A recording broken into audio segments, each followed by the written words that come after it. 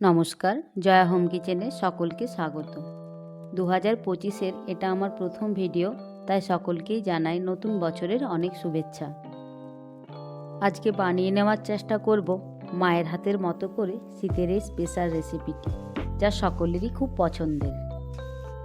আমি নিয়েছি একটা ফুলকপি, এটাকে ছোট ছোট করে কেটে নিলাম। আর নিয়েছি একটা আলু, এটাকেও আমি ছোট ছোট লম্বা লম্বা করে কেটে নেব। নিয়েছি একটা টমেটো আর একটা পেঁয়াজ।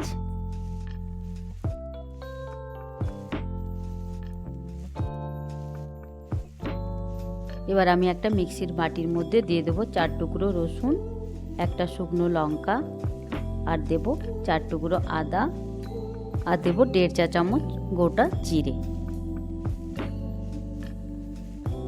এবার একটা ভালো করে আমি এটার পেস্ট বানিয়ে নেব।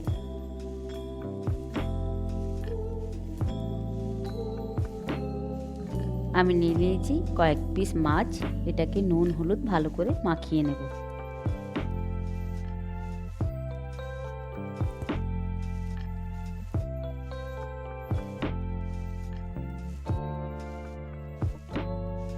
এবার একটা কড়া চাপিয়ে দিয়েছি, দিয়ে দেব সর্ষের তেল।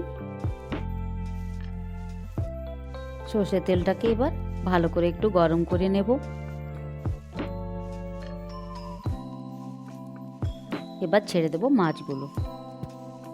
মাছগুলোকে ভালোভাবে লাল লাল করে আমি ভেজে নেব।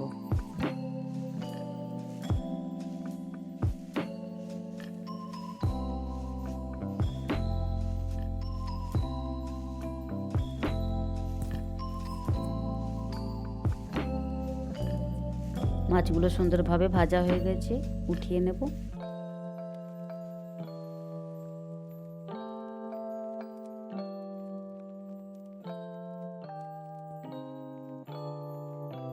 এবার ওই তেলের মধ্যে আমি ফুলকপিটাও ভেজে নেব।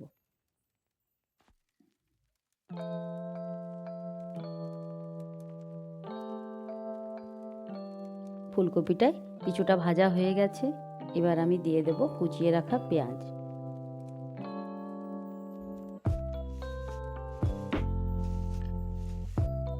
একটু ভালো করে আবারও ভেজে নেব।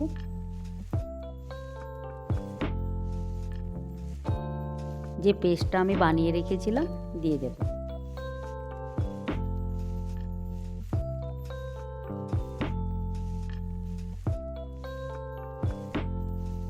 এবার দিয়ে দেব কেটে রাখা আলুগুলো।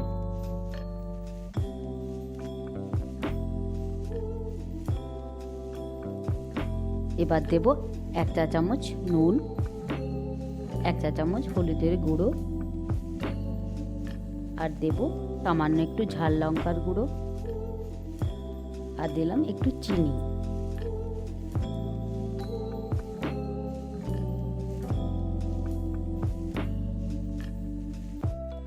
দিয়ে দেব সামান্য একটু জল।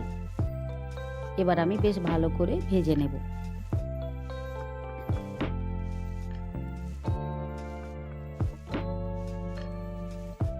ভালো করে আমি ভেজে নিয়েছি। এবার বেশ কিছুটা জল দিয়ে দেব সেদ্ধ হওয়ার জন্য।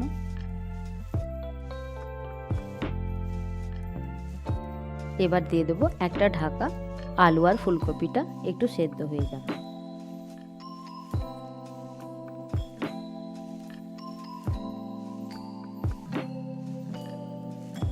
আলু ফুলকপিটা আমার কিছুটা সেদ্ধ হয়ে গেছে। এবার ওপর থেকে দিয়ে দেব কেটে রাখা টমেটো, আর দিয়ে দেব কিছু মটরশুঁটি।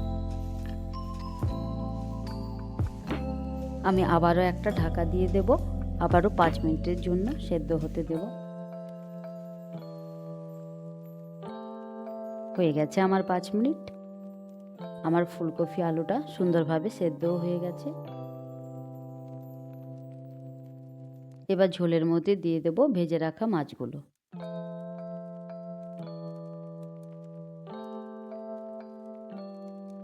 মাছগুলো দেওয়ার পরও আমি আবার 2 মিনিটের মতো ফুটিয়ে নেব।